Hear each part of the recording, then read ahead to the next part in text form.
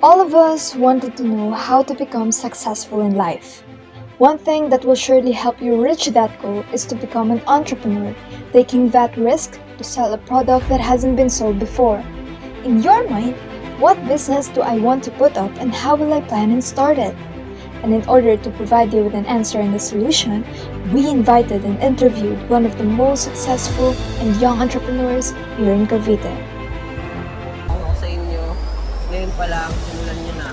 Start small or start big, ang mahalaga doon, start na. Sasalita ako tungkol sa naging journey ng Kangkong Chips Original at kung paano natin mapapalaki pa ito.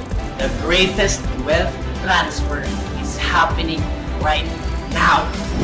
Natutunan ko po na kung kikilos ka sa garing mo, huwag mong lilimitahan yung sarili mo dahil lahat posible basta may pangarap. Para sa isang bagsak lang pero maganda na worth it kumbaga.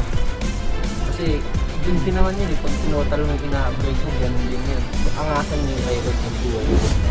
He started with 3,000 pesos and its bank costs 120 pesos. So you can just imagine kung saan nagsimulan yung ganun kalaki. Are you ready to know about him? Are you ready to be inspired? Are you ready to be the next successful entrepreneur? Put your skates on because there's no time to wait. A 19-year-old young entrepreneur from Mendez, Cavite, who sold kangkong chips with a starting capital of just 3,000 pesos and now earns an estimated 150,000 pesos a month. He made it into a stable business without any coaching or direction from anyone. He is Josh Mojica.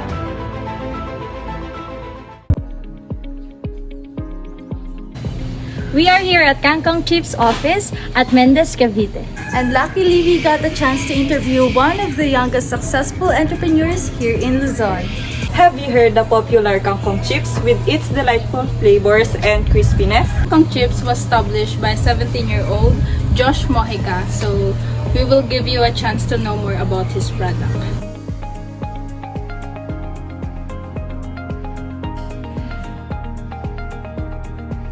Good day, Sir Josh, and we are from Lyceum of the Philippines University, Cavite. So now po, we are conducting an interview for our entrepreneurship subject.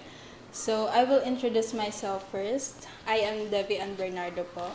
And I am Faye Ortiz po. Hello, I'm Jerry hello, Nervita hello. po. I'm Kaysen Ernie po. Our first question is, what inspired you po to start your own business? Okay, first of all, syempre, I want to thank you guys for coming. Diba? I'm glad that you're interested to my story on how was my experience on building my first brand. Syempre, first of all, I came with a very modest family.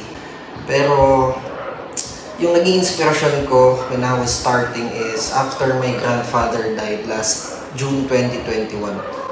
So, yun, share ko yung tatay ko.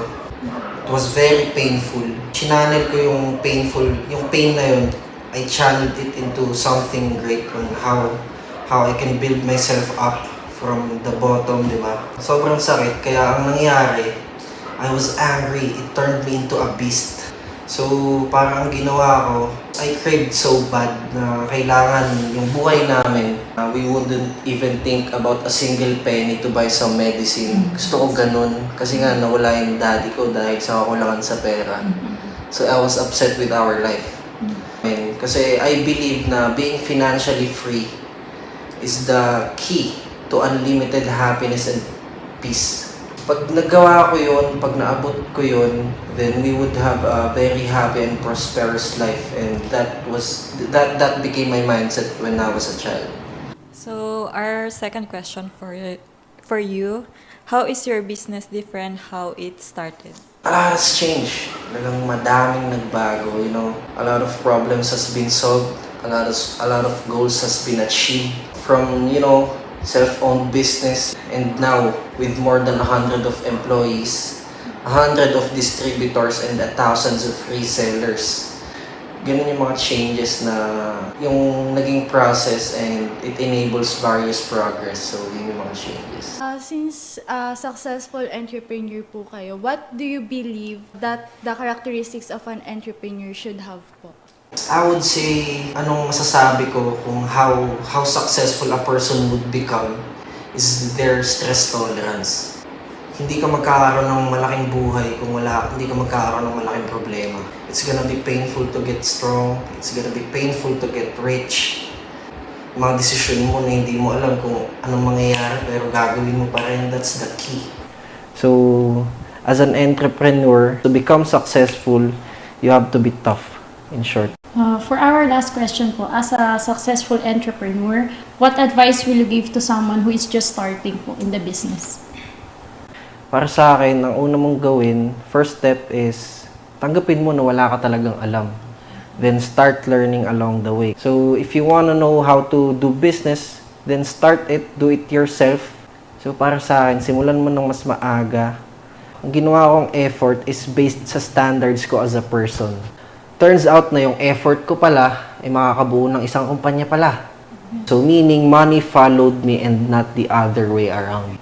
Para sa akin, maipapayo ko lang sa mga young ones or sa mga startup, do everything extraordinarily well. You know, mentality is the way to go. Huwag ka papayag na kung nasad ka kahapon, yung ka pa din bukas. So for me, the first thing na kailangan mong bago ka makabuo ng business, buuin mo muna yung sarili mo. Buuin mo muna yung mentalidad mo. You have to be tough, just like what I said earlier. Tough, smart, intelligent, and you have to be a hell of a risk taker.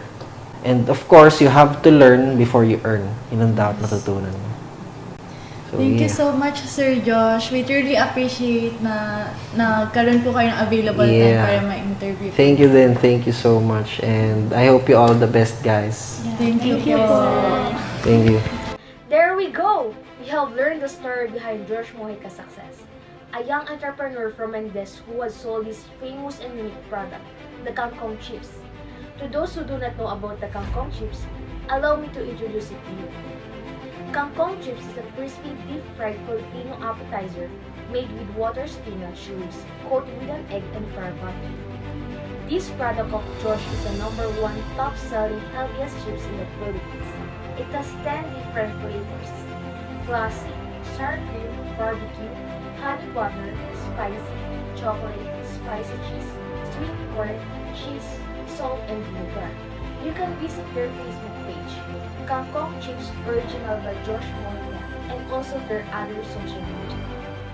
Josh Mojica's business has hundreds of employees, hundreds of distributors, and 1,000 of resellers. And according to him, as a chips manufacturer, he is proud to say that they are changing lives, helping his fellow Filipinos, and making everybody happy every single day. And those are the various progress that his business has changed. And as a successful entrepreneur, Josh Mojica said that stress tolerance is the key to become a successful man, because having a stress tolerance will never lead you to a huge problem. And he added that it is going to be painful to get strong, it's going to be painful to get rich, and you will never be an important person if you don't have the courage to help people, if you don't have many cars and businesses. And it is painful, but that is the reality of life. So you have to make sure that you have purpose in life. And that was the story behind his success. That was a very inspiring story. Being optimistic and having a mindset of striving for stability, especially in business, will surely change our lives. That's right. As my teacher always says, do it well. You should always be mindful of what you know and don't know, and concentrate on doing good. Discipline is a very important role in our life because without it, you will stray away from your goals. Josh is really passionate and dedicated to his work. His genuine desire to use the business to benefit not only himself, but also his family and those people around him is evident in his eyes. He is a goal achiever, such that he plans to be monetarily free. As he stated in his interview, he wants to be financially secure so that his family does not have to worry about how much money they will need to buy a medicine. He came to this realization after his grandfather passed away, as he previously been irritated and upset about the lack of funds for medical expenses. As a result, he turns this emotion into something beautiful that keeps his family safe and at ease.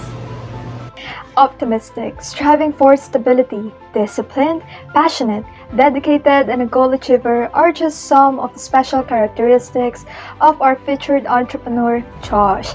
Again, we would like to send our deepest appreciation to Mr. Josh Mojica for giving us his time to personally interview him and at the same time allowing us to learn more about his business and his success.